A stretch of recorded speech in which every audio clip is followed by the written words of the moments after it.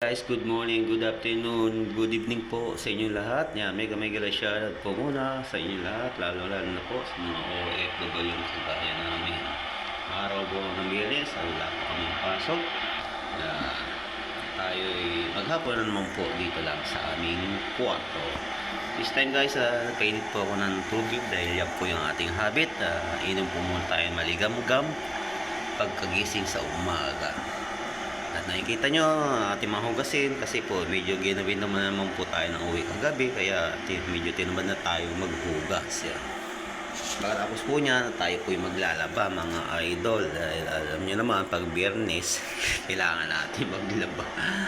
Mga kabano, andito na po tayo sa banyo at tayo maglalaba na.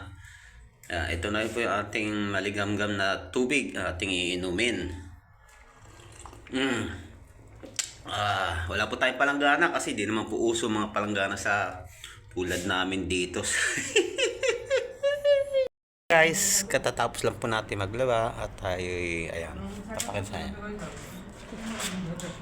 at tayo pupunta po sa labasan at mamili po tayo ng konting basic needs natin. Saka pupunta rin po tayo sa ating kababayan na papasabay na lang po natin yung ating papadalang para sa ating pamilya. Guys, dito tayo may mimili.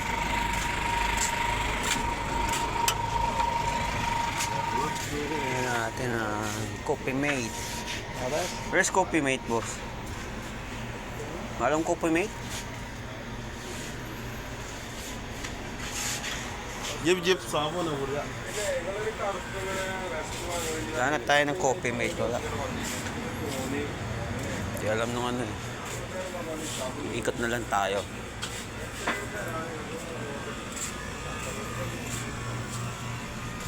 Wala yata eh.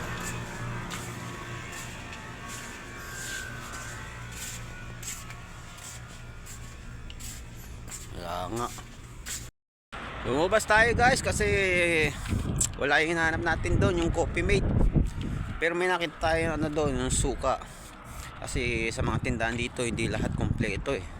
Meron sa iba, meron sa iba wala naman na ating gustong bilhin. Siyempre sa Philippine product po ang ating bibilin.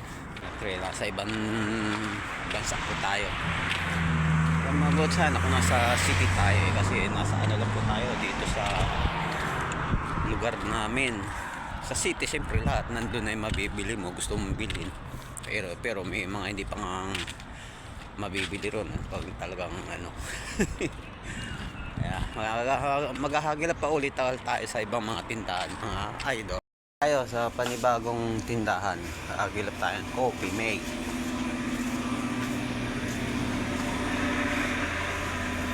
Ayun, mayroon tayo nakita yung ating hinahanap, Coffee Mate. May nadaanan tayo doon suka, dito na rin tayo bibili. Hindi na tayo pupunta doon sa kabila. Total, dito na rin lang naman tayo. Ayan, yung suka dito sila alit. Ayan, suka. Ayan.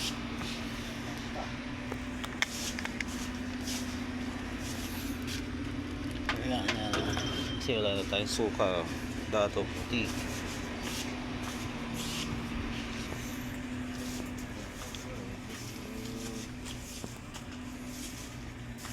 Ay, saging.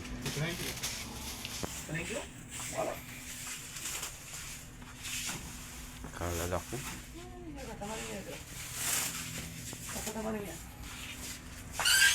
Very big. Yung guys, may na-chimpuan tayong Philippine product na noodles. Minsan kasi wala eh. Maging ganito na natin yan, Indomie ganyan. Kuha tayo kahit paano pang rin ito, suporta lang.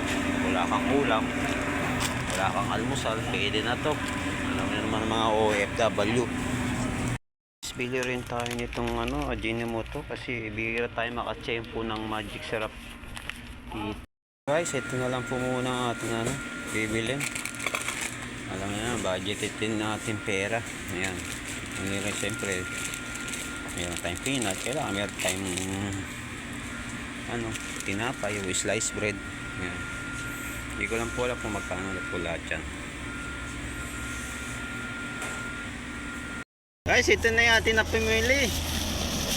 Maabot siya ng 95 real sa pera natin. Halos na rin 1,500 kasi 5 real na lang, mag-100